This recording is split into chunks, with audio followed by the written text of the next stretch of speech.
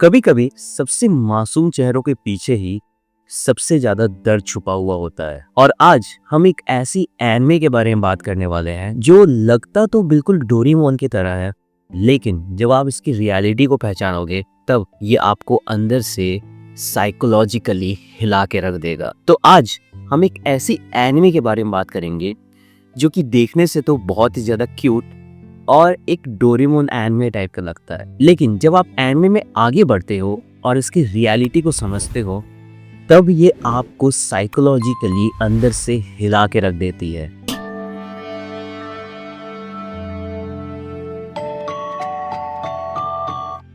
इस एनिमे का नाम है ताकोपीज रियल सीन। ये एनिमे बहुत ही ज्यादा डार्क, इमोशनल और थॉट प्रोवोकिंग है। टाकोपीज ओरिजिनल सीन एक 6 एपिसोड का ओरिजिनल नेट एनिमेशन है जो 28 जून 2025 को रिलीज हुआ था और 2 अगस्त 2025 तक ऑन एयर चला था।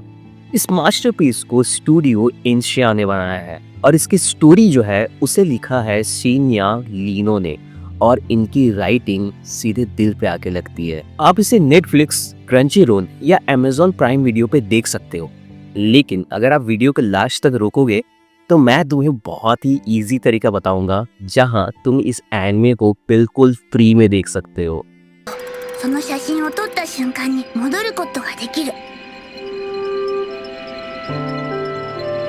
तो कहानी शुरू होती है एक एलियन से जिसका नाम टाकोपी होता है, और ये एलियन जो है वो एक प्लैनेट से आया है जिसका नाम है हैप्पी प्लैनेट, और वो हम इंसानों के बीच आया है ताकि वो अपने कुछ गैजेट्स के इस्तेमाल से हमारे बीच खुशियां बांट सके। और इस अर्थ पे आने के बाद वो एक लड़की से मिलता है जिसका नाम होता है शिजुका कुजे, जो कि एक छोटी सी लड़की है और वो 4th स्टैंडर्ड पढ़ती है।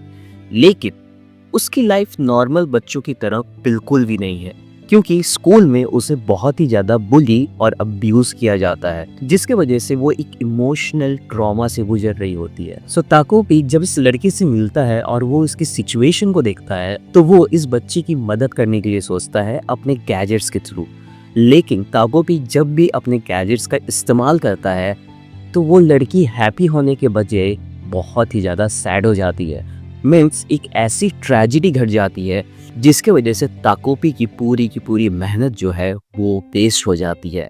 और इसी में एक ऐसी ट्रेजेडी होती है जिसके वजह से ताकोपी को पूरे टाइम को रिवाइंड करना पड़ता है, और जितने बार भी वो उस लड़की की मदद करने की कोशिश करता है कुछ ना कुछ गड़बड़ होती ही है। और इसी चीज का सस्पेंस हमें लास्ट तक रोक के रखता है कि आखिर में ये सब चीजें ठीक कैसे होंगी। और ये बहुत ही ज्यादा इमोशनल एनिमे है, एक बार तुम लोगों को जरूर देखनी चाहिए। मैं तो तुम लोगों को दिल से रिकमेंड करूंगा कि जाके प्लीज एक बार इस एनिमे को जरूर देखो, और ये सोच के तुम लोगों का दिल दहल जाएगा कि ये करोड़ों बच्चों की असलियत है इंडिया में सिर्फ। अब हम बात करते हैं इस एनिमे की कॉन्सेप्ट के बारे में। इसमें हमें ताकोपी के बारे में बताया गया है कि वो एक एलियन स्पीसीज है जो कि एक अलग प्लैनेट से आया है, जिसका नाम मैंने आप लोगों को बताया, जो कि एक हैवी प्लैनेट है, और वो हमारे अर्थ में आया है ह्यूमंस को एनालाइज करने और थोड़ी बहुत खुशियां बांटने। और अगर हम डोरेमोन की बात करें तो डोरेमोन एक मशीन है जिसे बनाया गया था अपने पर्सनल यूज के लिए। और डोरेमोन के सीरीज में हमें हर बार ये दिखाया गया है कि डोरेमोन का जितना भी गैजेट्स है वो हर बार सारे प्रॉब्लम्स को सॉल्व कर देता था। लेकिन इस एनिमे में एकदम सच्चाई को दिखाया गया है कि भाई अगर तुम टाइमलाइन के साथ छेड़छाड़ करोगे तो कुछ ना कुछ गड़बड़ होगी। और उसी चीज को इस एनिमे में बहुत ही अच्छे तरह से दर्शाया गया है। इसमें जितनी बार ताकोपी अपने गैजेट्स का इस्तेमाल करता है कुछ ना कुछ बदल जाता है, जिसके वजह से एक ट्रेजेडी बहुत ही तगड़े तरह से घटती है। और ये देख के ताकोपी को बिल्कुल भी समझ में नहीं आता है कि वो क्या करे, और इसकी एंडिंग आप लोगों को अंदर से झिंझोड़ के रख देगा। डायरेक्टर शिन्या ने सिर्फ ऐसे ही इस एनिमे को नहीं लिखा है, उन्होंने बहुत ही सोच समझ के लिखा है। उन्होंने ये कहा था कि ये एनिमे जब वो लिख रहे थे उस समय उनके मन में कुछ ऐसे लोग थे जिन्हें कभी समझा नहीं गया।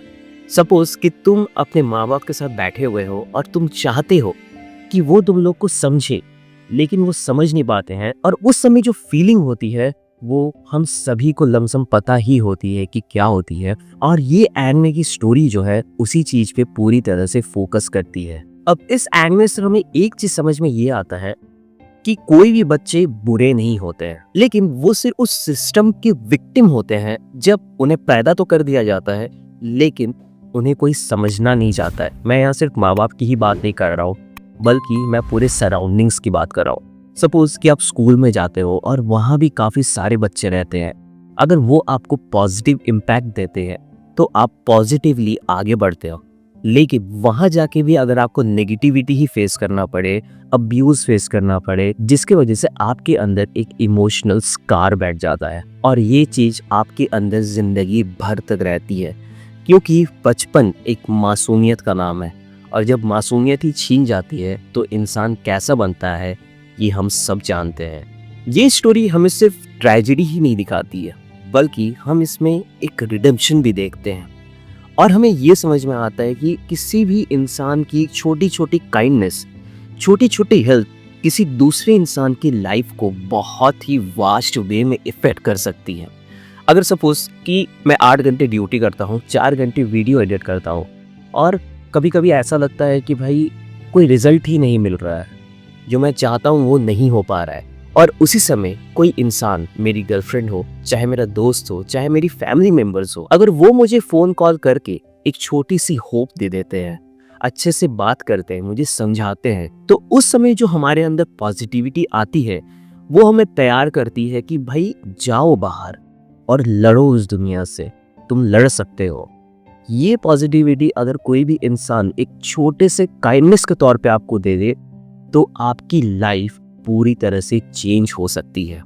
और इसी जगह पे अगर आपको ये होप नहीं मिलती है तो आप बहुत ही ज़्यादा डीमोटिवेटेड फील करते हो और आपको बिल्कुल भी समझ नहीं आता है कि आप करें तो करें क्या। लेकिन उसी जगह पे अगर कोई इंसान आपके ऊपर थोड़ी सी काइंडनेस दिखा दे और आपको थोड़ी सी होप दे दे तो आप पूरी दुनिया को पलट के रख सकते हो। और इसी चीज को बहुत ही बेहतरीन तरीके से इस एनिमे में दिखाया गया है। इस एनिमे का सबसे बड़ा की पॉइंट है इसके कंट्रास्ट। इसमें हम काफी क्यूट आर्ट स्टाइल्स देखते हैं, पेस्टल कलर्स का कॉम्बिनेशन देखते हैं और बहुत ही बबली कैरेक्टर्स देखते हैं। और इन्हीं कॉन्ट्रास्ट के वजह से ये कैरेक्टर्स बाहर से जितने खिले खिले दिखते हैं, अंदर से उतने ही साइकोलॉजिकल डिप्रेस्ड भी हैं।